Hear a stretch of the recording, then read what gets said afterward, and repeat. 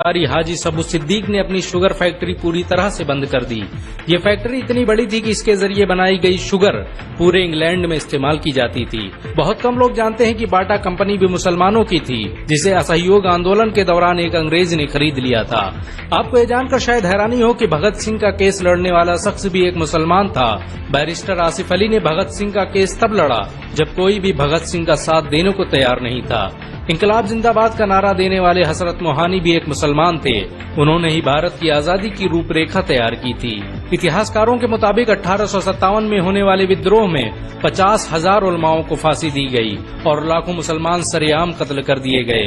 1857 में दिल्ली से लेकर कलकत्ता की रोड पर ऐसा कोई पेड़ नहीं था जिस पर मुस्लिम उलमाओं की लाशें न टंगी हो। मुसलमानों ने ही भारत की आजादी के लिए पहली जंग लड़ी। मैसूर के सुल्तान हैदर अली और उसके बेटी टीपू भारत की आजादी के लिए शहीद होने वाले पहले शासक थे। मशहूर क्रांतिकारी अशफाकुल्लाह खान सबसे कम उम्र में फांसी पाने वाले भारत के पहले व्यक्ति थे। बहुत कम लोग जानते हैं कि जय हिंद का नारा एक मुसलमान आबिद हसन सफानी ने दिया था।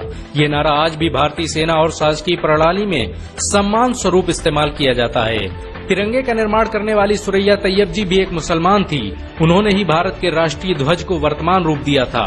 कानपुर में पैदा होने वाले अजीमुल्लाह खान ने ही मादरे वतन भारत की जय का नारा दिया था, जिसमें बाद में कुछ सांप्रदायिक लोगों ने माता शब्द को जोड़ दिया। आपको ये जानकर शायद हैरानी हो कि भारत का पहला राष्ट्रीय गीत अजीमुल्लाह खान ने ही लिखा था।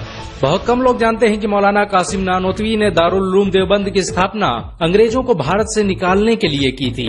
इस मदरसे का मकसद देश में ऐसे नौजवानों को पैदा करना था जो भारत की आजादी में योगदान दे सकें।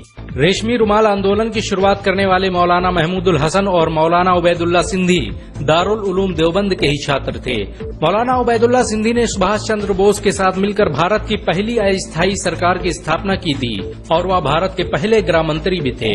आपको ये जानकर शायद हैरानी हो कि मौलाना महमूदुल हसन ने ही 1920 में गांधी को महात्मा का लक़ब दिया था। उनका ये नाम इतना मशहूर हुआ कि पूरी दुनिया में गांधी महात्मा गांधी के नाम से जाने जाने लगे। महमूदुल हसन ने ही हकीम अजमल खान के साथ मिलकर 1920 में जामिया मिलिया इस्लामिया यूनिवर्सिटी की स्थापना की थी, ताकि भारतीय शिक्षा तंत्र को अंग्रेजों के चंगुल से आजाद करवाया जा सके। आपको ये जानकर शायद हैरानी हो कि काला पानी जैसी दर्दनाक सजाओं को पाने वाले 90% से अधिक लोग मुसलमान थे। अंडमान निकोबार में आज भी सबसे ज्यादा कब्रें मुसलमानों की हैं। मुसलमानों के अलावा दूसरे लोगों ने काला पानी से बचने के लिए न सिर्फ माफीनामे लिखे बल्कि अंग्रेजों की मुखबिरी भी की। मुसलमानों ने ही अंग्रेजों के खिलाफ सबसे पहले हथियार उठाए। 1772 में शाह अब्दुल अजीज ने अंग्रेजों के खिलाफ फतवा देते हुए ऐलान किया कि अंग्रेजों की गुलामी हराम है और हर मुसलमान पर फर्ज है कि वो अपने मुल्क और देश की आजादी के लिए खुद को कुर्बान कर दे। 1857 में होने वाले विद्रोह की प्लानिंग एक मुसलमान मौलवी अहमदुल्ला शाह ने की थी। वो भारत के अकेले इंसान थे जिन पर अंग्रेजों ने 50,000 रुपए का इनाम रखा था। यह रकम इतनी बड़ी थी कि राजा जगन्नाथ ने पैसों की लालच में आकर अहमदुल्ला शाह की मुखबरी कर दी और अंग्रेजों ने उन्हें शहीद कर दिया। बहुत कम लोग जानते हैं कि 1857 में शहीद होने वाले 90% लोग मुसलमान थे। जालियांवाला बाग में जनरल डायर की गोलियों का निशाना बनने वाले अधिकतर लोग भी मुसलमान थे। भारत की आजादी का नेतृत्व करने वाले संगठन इंडियन नेशनल कांग्रेस के 9 से अधिक प्रेसिडेंट मुसलमान रहे। गांधी जी ने अफ्रीका में जहां वकालत की पढ़ाई की, वो कॉलेज भी एक भारतीय मुसलमान का था और वह जब भारत में आए तो उन्होंने आजादी के लिए अली ब्रदर्स के साथ काम करना शुरू किया, जो कि मुसलमान थे। बहुत कम लोग जानते हैं कि 1921 में केरल के मुसलमानों द्वारा अंग्रेजों के खिलाफ लड़ी गई जंग में 3000 से अधिक मुसलमान शहीद हुए थे और 50,000 मुसलमानों के जेल में कैद कर दिया गया था। ये आंदोलन मोपला मुस्लिम आंदोलन के नाम से जाना जाता है। 1942 में शुरू हुए भारत छोड़ो आंदोलन की रूपरेखा मौलाना अबुल कलाम आजाद ने तैयार की थी। संविधान निर्माता डॉक्टर भीमराव अम्बेडकर को पहचान दिलाने में मुसलमानों का बड़ा योगदान रहा है।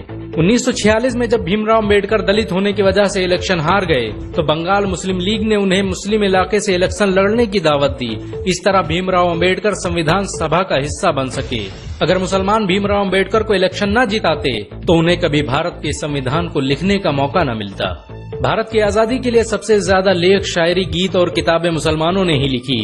अल्लामा इकबाल के जरिए लिखा गया सारे जहां से अच्छा आज पूरे भारत में गाया जाता है। आपको ये जानकर शायद हैरानी होगी कि देश के लिए शहीद होने वाला पहला पत्रकार मौलाना मीर बाकर एक मुसलमान था। भारत की आजादी के लिए मुस्लिम राजाओं और महाराजाओं ने अपने खजाने खोल दिए। कोलकाता के हाजी उस्मान सईद ने अपना सब कुछ भारत की आजादी के लिए कुर्बान कर दिया। हाजी उस्मान की अमीरी का अंदाजा इसी बात से लगाया जा सकता है कि 1920 तक कोलकाता में बनने वाला हर स्कूल और हर बड़ी बिल्डिंग उन्हीं की थी।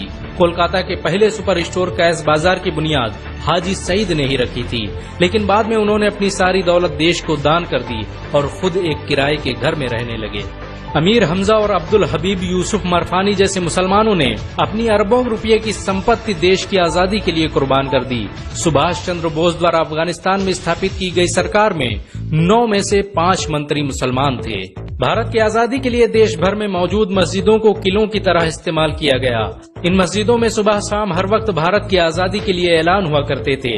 आजादी के वक्त कोई मस्जिद ऐसी नहीं थी जिसकी दीवारों पर मुसलमानों का खून न लगा हो। इन सब के अलावा ऐसे करोड़ों मुसलमान हैं जिन्होंने भारत की आजादी और उसकी अस्मिता के लिए अपना सब कुछ कुर्बान कर दिया। सच तो ये है कि भारत की आजादी मुसलमानों के बगैर मुमकिन न थी। भारत आज भी आजादी के लिए मुसलमानों का एहसानमंद है।